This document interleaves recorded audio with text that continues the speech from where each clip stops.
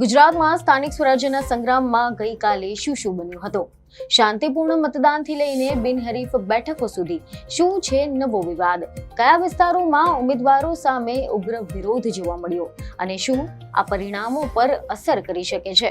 જાણો ગુજરાતની નગરપાલિકા અને પંચાયતોના ચૂંટણી જંગનું વિગતવાર વિશ્લેષણ.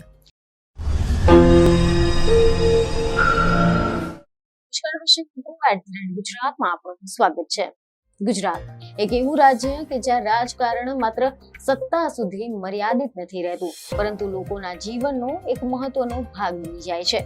અને ગઈકાલે ગુજરાતે ફરી એક વખત પોતાના લોકશાહી પ્રત્યેની પ્રતિબદ્ધતા સાબિત કરી હતી. ગઈકાલે ગુજરાતના રાજકીય ઇતિહાસનું એક મહત્વનું પ્રકરણ લખાઈ ગયું, કારણ કે રાજ્યમાં સ્થાનિક સ્વરાજ્યની સંસ્થાઓ જેવી કે મહાનગરપાલિકા, નગરપાલિકા, જિલ્લા પંચાયતો, તાલુકા પંચાયતો માટેનું મતદાન પૂર્ણ થયું છે. અને આની સાથે જ હજારો ઉમેદવારોનું ભવિષ્ય અત્યારે ઈવીએમ મશીનમાં કેદ થઈ ગયું છે. ગુજરાતના રાજકારણમાં ગઈકાલનો દિવસ ઇતિહાસના પાને સુવર્ણ અક્ષરે અંકાઈ ગયો છે અને હવે સમગ્ર ગુજરાતની નજર 28મી એપ્રિલના પરિણામો પર ટકેલી છે. મીડિયા રિપોર્ટ અનુસાર એવી માહિતી સામે આવી રહી છે કે ગુજરાતની 15 મહાનગરપાલિકાઓ, 84 નગરપાલિકા અને 34 જિલ્લા પંચાયતો, આની સાથે જ 260 જેટલી તાલુકા પંચાયતો માટે યોજાયેલી આ જંગમાં ગઈકાલે મતદારોએ પોતાના મતાધિકારનો ઉપયોગ કર્યો હતો અને લોકશાહીના આ પવિત્ર યજ્ઞમાં આહુતિ આપી હતી. આ ચૂંટણી કોઈ સામાન્ય ચૂંટણી ન હતી, પરંતુ તે ગ્રામીણ અને શહેરી જનતાના મિજાજને પારખવા માટેની એક મોટી કસોટી હતી, જેમાં રાજ્યના પાયાના પ્રશ્નો અને સ્થાનિક નેતાગીરીનું ભાવિ હવે ઈવીએમ મશીનોમાં કેદ થઈ ગયું છે. ગુજરાતની જનતાએ ગઈકાલે સવારથી જ ભારે ઉત્સાહની સાથે મતદાન મથકો પર લાઈનો લગાવી હતી, કારણ કે આ ચૂંટણી માત્ર સત્તા મેળવવાની જંગ ન હતી, પરંતુ તે ગામડાના સામાન્ય માણસથી લઈને શહેરના શિક્ષિત વર્ગ સુધીના પ્રશ્નોને વાચા આપવાનું એક માધ્યમ હતું.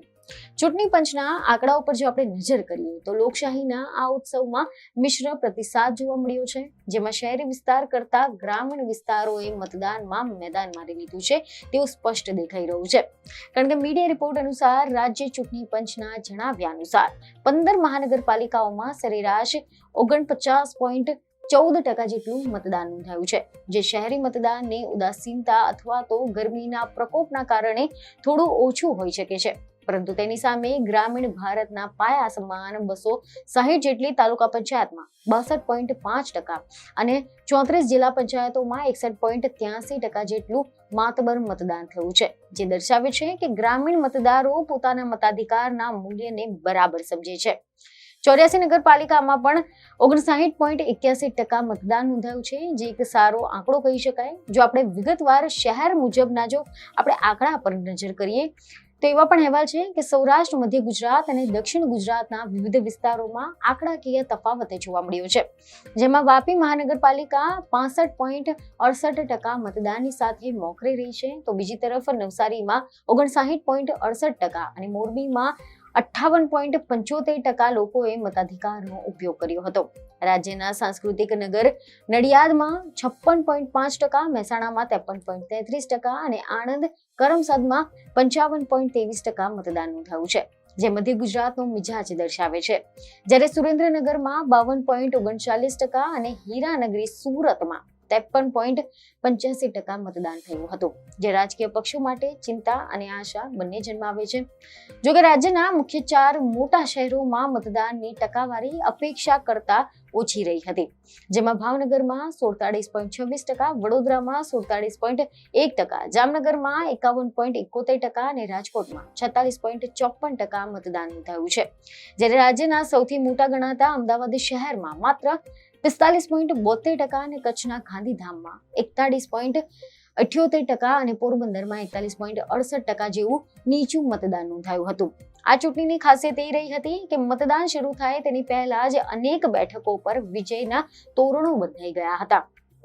કારણ કે મીડિયા અહેવાલ અનુસાર રાજ્યમાં કુલ 9,992 બેઠકોમાંથી 733 બેઠકો બિનહરીફ જાહેર થઈ હતી, જેમાં મોટાભાગની બેઠકો પર ભારતીય જનતા પાર્ટીના ઉમેદવારો વિજયી બન્યા છે. આના કારણે કડી, ઉના, ગણદેવી જેવા 3 નગરપાલિકાઓમાં તો ચૂંટણી પહેલા જ કેસરીઓ લહેરાઈ ચૂક્યો હતો. જોકે આ બિનહરીફ બેઠકોનો મુદ્દો ભારે વિવાદાસ્પદ પણ રહ્યો છે, કારણ કે કોંગ્રેસ અને આમ આદમી પાર્ટી જેવા વિરોધ પક્ષોએ એવો ગંભીર આક્ષેપ કર્યો છે કે સત્તાધારી પક્ષે ડર, લાલચ અને સરકારી તંત્રનો દુરુપયોગ કરીને ઉમેદવારોના ફોર્મ ખેંચાવડાવી લીધા છે. જ્યારે ભાજપના પ્રદેશ પ્રમુખ જગદીશ પંચાલે આ આક્ષેપોને ફગાવી દેતા જણાવ્યું કે વિરોધ પક્ષો પાસે લડવા માટે સક્ષમ ઉમેદવારો જ નથી. વિશ્વાસ ગુમાવી બેઠેલા પક્ષો હારના ડરથી આક્ષેપો કરી રહ્યા છે. ગઈકાલના મતદાનમાં અનેક એવી ભાવુક અને આશ્ચર્યજનક ઘટનાઓ પણ બની હતી કે જે સોશિયલ મીડિયા પર ચર્ચાનો વિષય બની ગઈ છે. જેમાં વડોદરામાં એક વરરાજા પાર્થ હરાલ લગ્નની પવિત્ર વિધિઓ પૂર્ણ કરીને વરઘોડો કાઢતા પહેલા મતાધિકારનો ઉપયોગ કરવા માટે ફતેગંજની નવયુગ સ્કૂલમાં પહોંચ્યા હતા, પરંતુ ત્યાં જઈને તેમને ખબર પડી કે તેમનું નામ મતદાર યાદીમાં નથી. આના કારણે તેઓ ખૂબ જ નિરાશ થઈ ગયા હતા અને મીડિયા સમક્ષ રોષ ઠાલવતા કહ્યું કે બધી પ્રક્રિયા પૂર્ણ કરવા છતાં યાદીમાં નામ ન હોવું એ વહીવટી તંત્રની મોટી ભૂલ છે. તો બીજી તરફ ચોંકાવનારી ઘટના મહીસાગર જિલ્લાના ખાતુપગીના મુવાડા ગામમાં પણ બની હતી કે જે ગામના 685 મતદારો હોવા છતાં પણ એક પણ વ્યક્તિએ બૂથ પર જઈને વોટ આપ્યો ન હતો અને આખું ગામ મતદાનથી અલિપ્ત રહ્યું હતું, કારણ કે ગ્રામજનોનો વિરોધ હતો કે તેમના મતદાન મથકને 7 કિલોમીટર દૂર બીજા ગામમાં ખસેડાયું હતું, જે તેમને મંજૂર ન હતું અને તંત્રની સમજાવટ છતાં પણ ગામના લોકો પોતાના નિર્ણય પર અડગ રહ્યા હતા. મતદાન દરમિયાન રાજકીય સંઘર્ષના કિસ્સાઓ પણ સામે આવ્યા. એવા અહેવાલ છે કે આણંદ જિલ્લો કેન્દ્ર સ્થાને રહ્યો હતો, કારણ કે ત્યાં આંકલવ પાલિકાના કારોબારી સભ્ય પર હુમલો થયો હતો અને તેમની ગાડીને નુકસાન પહોંચાડવામાં આવ્યું હતું. આના બદલ કોંગ્રેસના ઉમેદવાર મનુભાઈ પઢિયાર અને અન્ય લોકોની સામે પોલીસ ફરિયાદ પણ નોંધાઈ હતી. એટલું જ નહીં, એવા પણ સમાચાર છે કે આણંદના વોર્ડ નંબર 13માં કોંગ્રેસના ઉમેદવાર હર્ષિલ દવે પર હિંસક હુમલો થયો હોવાના આક્ષેપ કરાયા હતા. તેમણે દાવો કર્યો છે કે દારૂ વેચવાની જે ઘટના છે તેને રોકવા જતા તેમના પર હુમલો કરવામાં આવ્યો હતો. જોકે પોલીસે હાલ આ મામલે તપાસ તેજ કરી છે અને ઈજાગ્રસ્ત ઉમેદવારને હોસ્પિટલમાં ખસેડવામાં આવ્યા હતા. આ વખતની ચૂંટણીમાં પ્રચાર દરમિયાન પણ અનેક જગ્યાએ ભાજપના ઉમેદવારોએ સ્થાનિક પ્રજાના ઉગ્ર વિરોધનો સામનો કરવો પડ્યો હતો, જે રાજકીય પક્ષો માટે લાલબત્તી સમાન છે. અને હવે જ્યારે ઈવીએમ મશીનો સ્ટ્રોંગ રૂમમાં કડક સુરક્ષાની વચ્ચે બંધ થઈ ગયા છે, ત્યારે 28મી એપ્રિલના રોજ જ્યારે પરિણામો જાહેર થવાના છે, ત્યારે ખબર પડશે કે જનતાએ કોના પર ભરોસો મૂક્યો છે, કારણ કે આ ચૂંટણીના પરિણામો આગામી સમયની મોટી ચૂંટણીઓ માટે પાયો તૈયાર કરશે. વહીવટી તંત્ર દ્વારા પણ શાંતિપૂર્ણ મતદાન માટે ચુસ્ત પોલીસ બંદોબસ્ત ગોઠવવામાં આવ્યો હતો અને કેટલીક હિંસક ઘટનાઓની બાદ કરતા રાજ્યમાં મતદાન પ્રક્રિયા સુમેળભર્યા વાતાવરણમાં પૂર્ણ થઈ ગઈ હતી. આમ ગુજરાતમાં ગઈકાલે લોકશાહીના પર્વનો બીજો તબક્કો એટલે કે મતદાન પ્રક્રિયા સફળતાપૂર્વક સંપન્ન થઈ છે અને હવે સૌ કોઈની નજર મતગણતરીના દિવસે આવનારા આંકડાઓ પર ટકેલી છે, કારણ કે ગુજરાતના ગામડાઓ અને શહેરોમાં કોનું શાસન આવશે અને પ્રજાના પ્રશ્નોનો ઉકેલ લાવવામાં કયો પક્ષ સફળ જશે. આ ચૂંટણી એ સાબિત કરી રહ્યું છે કે ભલે નેતાઓ ગમે તેવા કાવા દાવાઓ કરી લે, પરંતુ આખરી નિર્ણય તો જનતાના હાથમાં જ હોય છે, જે ગઈકાલના મતદાનથી ટકાવારી અને લોકોના આક્રોશ તેમજ ઉત્સાહ પરથી સ્પષ્ટ દેખાઈ રહ્યો છે. ગઈકાલનો દિવસ માત્ર મત આપવાનો દિવસ ન હતો, પરંતુ તે લોકશાહીમાં નાગરિકોની ભાગીદારીનો પણ દિવસ હતો. અને હવે જ્યારે ગુજરાતના ભાવિનો ફેસલો થોડા જ દિવસોમાં સ્પષ્ટ થવાનો છે, ત્યારે આ સમગ્ર ચૂંટણી પ્રક્રિયામાં જે પ્રકારે બિનહરીફ બેઠકોનો આંકડો મોટો રહ્યો છે, તે રાજ્યના રાજકારણમાં એક નવો જ ટ્રેન્ડ સેટ કરી રહ્યો છે, જેની ચર્ચા આવનારા વર્ષો સુધી ચાલવાની છે. પ્રજાએ પોતાની જવાબદારી નિભાવી લીધી છે અને હવે વારો આવ્યો છે ચૂંટાયેલા પ્રતિનિધિઓનો કે તેઓ પ્રજાના વિશ્વાસ પર કેટલા ખરા ઉતરશે. ગુજરાતની આ સ્થાનિક સ્વરાજ્યની ચૂંટણીઓ માત્ર સત્તાનું પરિવર્તન નથી, પરંતુ તે જનતાના અવાજનું પ્રતિબિંબ છે, જે 28મી એપ્રિલે સૌની સામે આવવાનું છે.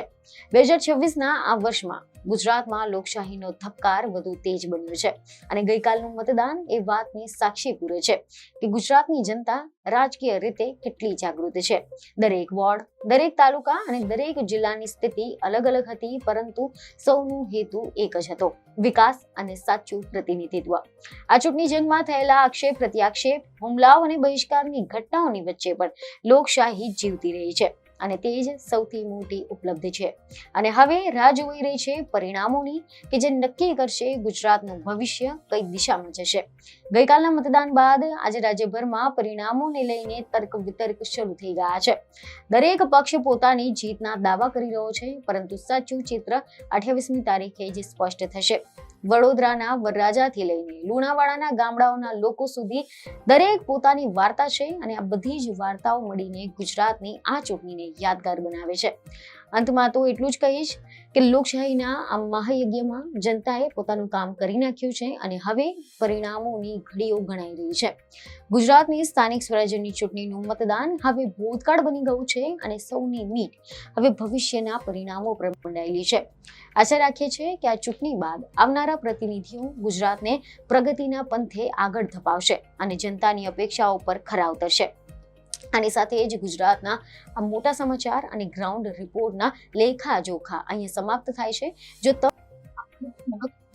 તો આ વિડીયોને લાઈક અને શેર જરૂરથી કરજો. બીજીને ખબરો સાથે ફરી મળીશું. ધન્યવાદ.